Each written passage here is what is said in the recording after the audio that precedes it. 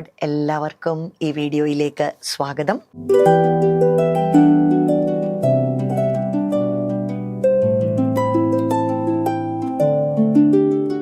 Biblical womanhood വെബിനാറിനെ കുറിച്ചാണ് നമ്മൾ കേട്ടുകൊണ്ടിരിക്കുന്നത്. എന്തിന് ഇങ്ങനെയൊരു വെബിനാർ? എന്തിനാണ് ബിബ്ലിക്കൽ വുമൺഹുഡിനെ കുറിച്ച് നമ്മൾ വീണ്ടും കേൾക്കുന്നത്? അതിൻ്റെ ഒരു പ്രായോഗിക വശം ഒന്ന് ചെറുതായിട്ട് പറയുവാനാണ് ഇന്ന് ആഗ്രഹിക്കുന്നത്. സദൃശ്യവാക്യം 31 അധ്യായം എല്ലാവർക്കും പരിചയമുള്ള ദൈവവചനത്തിൻ്റെ ഭാഗമാണല്ലോ. അതിൻ്റെ 10 വാക്യം ഇങ്ങനെയാണ് പറയുന്നത്: സാമർഥ്യമുള്ള ഭാര്യയെ ആർക്ക് കിട്ടും? അവളുടെ വില മുത്തുകളിലും ഏറും. An excellent wife or woman, KJV-യിൽ ഇങ്ങനെയാണ് പറയുന്നത്, a virtuous woman who can find. അതൊരു ക്വസ്റ്റ്യൻ മാർക്കാണ് അതിൻ്റെ എൻഡിൽ കൊടുത്തിരിക്കുന്നത്. എന്ന് പറഞ്ഞാൽ ഇങ്ങനെ ഒരു വ്യക്തിയെ കണ്ടുകിട്ടാൻ ഇച്ചിരി പാടാണ്, റെയറാണ്. An excellent wife who can find, for her worth is far above jewels or rubies. വിലയേറിയ മുത്തുകളെ കാട്ടിലും വിലയാണ് ഇങ്ങനെയൊരു സ്ത്രീ, ഇങ്ങനെയൊരു സഹോദരി, ഇങ്ങനെയൊരു ഭാര്യയെ കണ്ടെത്തുക എന്ന് പറയുമ്പോൾ. അപ്പോൾ ശരിക്കും അതിനെക്കുറിച്ചൊന്ന് നമ്മൾ ചിന്തിച്ചു കഴിഞ്ഞാൽ, ഒരു പെൺകുട്ടിയായിട്ട് ഈ ഭൂമിയിൽ ജനിച്ചു, ഒരു സ്ത്രീ ആയിട്ട് ജനിച്ചു, അതുകൊണ്ട് ഒരു വില നമുക്ക് വരുന്നില്ല. എന്നാൽ നമ്മുടെ ജീവിതത്തോട് ചില സ്വഭാവ വിശേഷതകൾ, ചില ഗുണങ്ങൾ അത് കൂട്ടിച്ചേർക്കുമ്പോൾ സാമർഥ്യമുള്ള ഭാര്യ, എക്സലന്റ് വൈഫ്, ഒരു അഡ്ജക്റ്റീവോട് കൂടിയാണ് അവിടെ പറയുന്നത്. അപ്പം അവളുടെ ജീവിതത്തോട് ചിലതെല്ലാം കൂട്ടിച്ചേർത്തിരിക്കുന്നു, അവൾ ചിലതെല്ലാം ആയി തീർന്നിരിക്കുന്നു. അങ്ങനെ ഒരു സ്ത്രീ, അങ്ങനെ ഒരു ഭാര്യ, അവള് വളരെ റെയറാണ്. നമ്മൾ ചില സാധനങ്ങളെ കുറിച്ചൊക്കെ പറയത്തില്ലേ, ഇവിടെ മുത്തുകൾ അല്ലെ റൂബീസ്, ജുവൽസിനോടൊക്കെയാണ് താരതമ്യപ്പെടുത്തിയിരിക്കുന്നത്. അതിങ്ങനെ നമുക്ക് എല്ലാ സ്ഥലത്തും എല്ലാ കടകളിലും ഒന്നും കിട്ടുന്ന ഒരു സംഗതിയല്ല, വളരെ റെയറാണ്. അതുപോലൊരു സംഗതിയായിട്ടാണ് ഒരു സാമർഥ്യമുള്ള ഭാര്യയെ ഉപമിച്ചിരിക്കുന്നത്. അപ്പം ഞാൻ സാധാരണ ഇങ്ങനെ പറയാറുണ്ട്, ഈ സാമർഥ്യം എന്ന് പറയുമ്പോൾ അതിനെ ഒരു അല്പം നെഗറ്റീവ് കണ്ണോട്ടേഷനോടുകൂടിയാണ് സാധാരണഗതിയിൽ നമ്മളതിനെ പറയുന്നത്. അവൾ ഭയങ്കര സാമർഥ്യക്കാരിയാണ് എന്ന് ആൾക്കാർ വിശേഷിപ്പിക്കുമ്പോൾ ഇച്ചിരി ഒരു അഹങ്കാരിയാണ്, ഒരു ഹെഡ് വെയിറ്റ് ഉള്ള ആളാണ് എന്നൊക്കെ, എന്താ തന്നിഷ്ടക്കാരിയാണ് എന്നൊക്കെ സൂചിപ്പിക്കാനാണ് സാധാരണ നമ്മൾ ആ വാക്ക് ഉപയോഗിക്കുന്നത്. പക്ഷെ അതൊന്നുമല്ല ഇവിടെ പരാമർശിച്ചിരിക്കുന്നത്.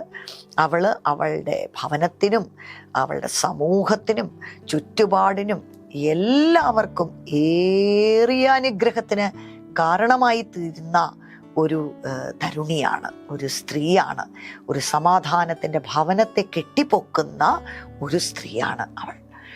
അപ്പോൾ ഒരു ഭവനത്തോടുള്ള ബന്ധത്തിലാണ് ഒരു സ്ത്രീയെക്കുറിച്ച് അല്ലെ ഒരു ഭാര്യയെക്കുറിച്ച് എല്ലായ്പ്പോഴും കൂടുതലായിട്ടും അവളുടെ അവളുടെ ഉപയോഗം അല്ലെങ്കിൽ അവളുടെ യൂട്ടിലിറ്റി, എവിടെയാണ് അവൾ ഏറ്റവും അധികം ശോഭിച്ച് റിസൾട്ടുകൾ പ്രൊഡ്യൂസ് ചെയ്യുന്നത് എന്ന് പറഞ്ഞു തുടങ്ങുമ്പോൾ ആദ്യം പരാമർശിക്കുന്നത് ഒരു ഭവനത്തിൻ്റെ അന്തരീക്ഷമാണ്.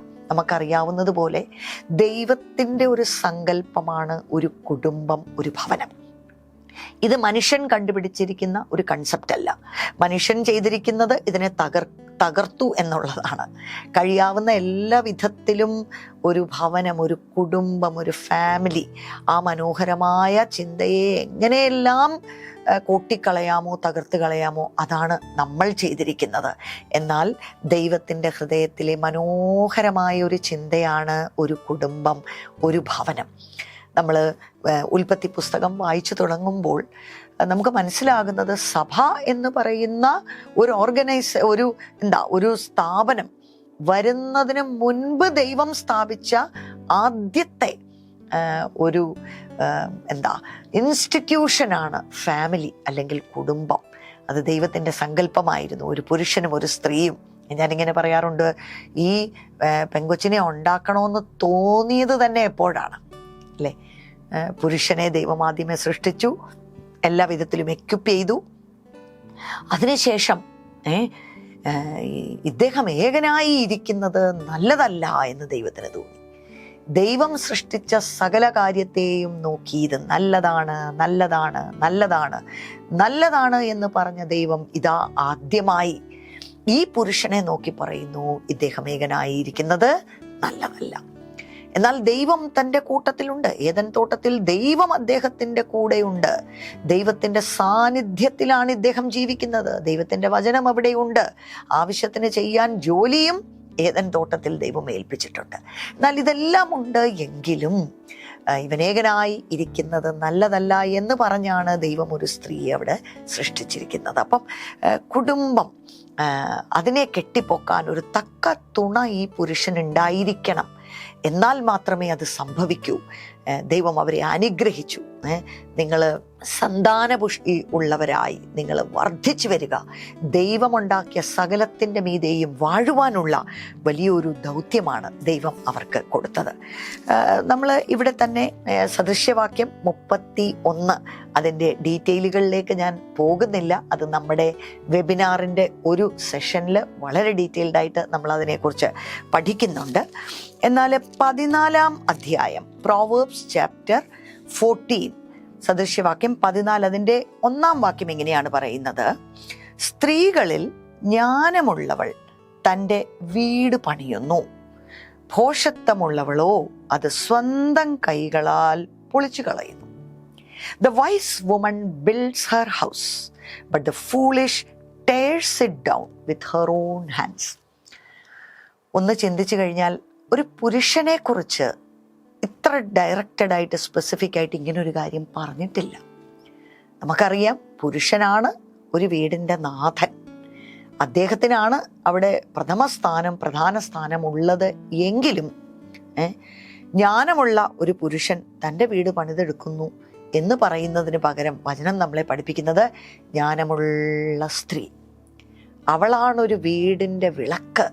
അവളുടെ ചുറ്റുമാണ് ഈ വീട്, ഈ കുടുംബം, അവളുടെ ഭർത്താവ്, അവളുടെ മക്കളെല്ലാം രൂപം കൊള്ളുന്നത്.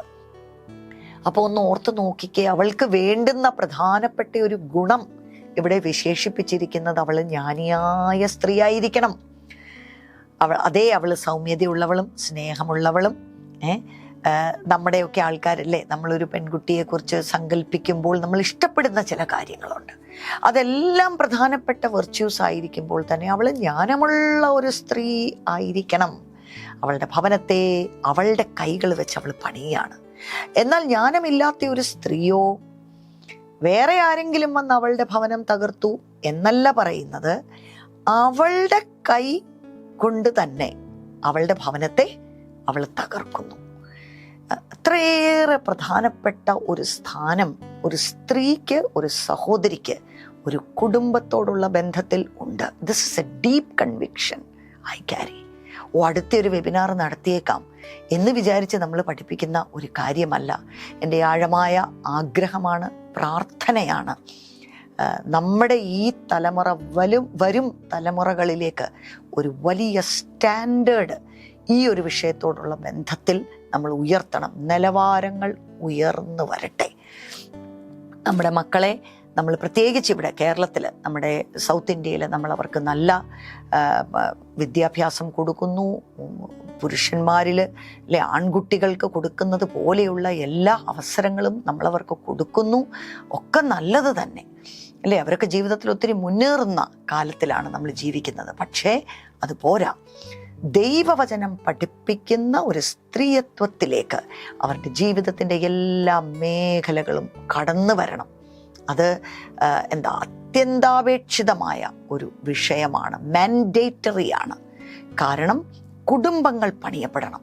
അതേ, അവൾ ഭയങ്കര സ്മാർട്ടാണ്, ഇൻ്റലിജൻ്റ് ആണ്, അവൾക്ക് നല്ല ജോലി കിട്ടി, നല്ല ശമ്പളമുണ്ട്, അവൾക്ക് വണ്ടി ഓടിക്കാൻ അറിയാം, അവൾ ഭയങ്കര ടാലൻറ്റഡ് ആണ്, സൂപ്പറാണ് എന്നൊക്കെ നമ്മൾ പറയുന്നത് അവളുടെ ജീവിതത്തിൻ്റെ ഒരു ഭാഗമാണ്.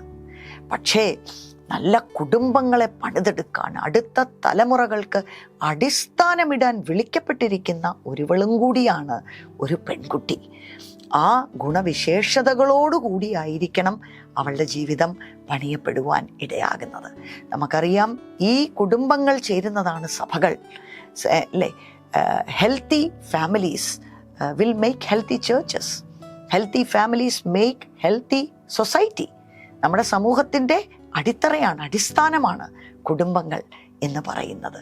സോ ഇങ്ങനെയൊരു കൺവിക്ഷനോട് കൂടിയാണ് നമ്മൾ ഈ വെബിനാർ നടത്തുന്നത്.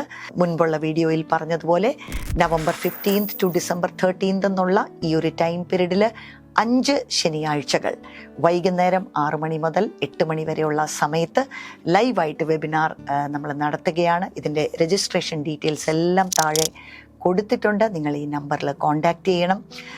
നിങ്ങൾക്ക് ചർച്ചസ് അല്ലെങ്കിൽ ഇൻസ്റ്റിറ്റ്യൂഷൻസിൽ നിന്നൊക്കെ ഗ്രൂപ്പ് രജിസ്ട്രേഷൻസ് വേണമെങ്കിൽ നിങ്ങൾക്ക് ചെയ്യാം. അതിനുവേണ്ടിയുള്ള പ്രത്യേക ഡിസ്കൗണ്ടുകൾ നിങ്ങൾക്ക് ലഭിക്കുന്നതാണ്. വളരെ തുച്ഛമായ ഒരു എമൗണ്ടാണ് നമ്മൾ ഇതിനു വേണ്ടി ചാർജ് ചെയ്യുന്നത്. കാരണം ദിസ് ഇസ് സോ പ്രഷ്യസ്. ആ ഒരു സെൻസ് നമ്മൾ ക്യാരി ചെയ്യണം. എനിക്കും ഇതറിയണം, എനിക്കും ഇത് പഠിച്ചെടുക്കണം, ഒരു ജ്ഞാനിയായ സ്ത്രീ ആയിട്ട് എനിക്കും വളരണം, എനിക്കെന്ന് മാത്രമല്ല ഇത് മറ്റുള്ളവരെ എനിക്ക് പഠിപ്പിക്കുകയും വേണം എന്നൊരു താല്പര്യത്തോടു കൂടെ നമുക്ക് ചേർന്ന് ഈ ഒരു ജേർണിയിൽ മുൻപോട്ട് പോകാം. Thank you so much and God bless you.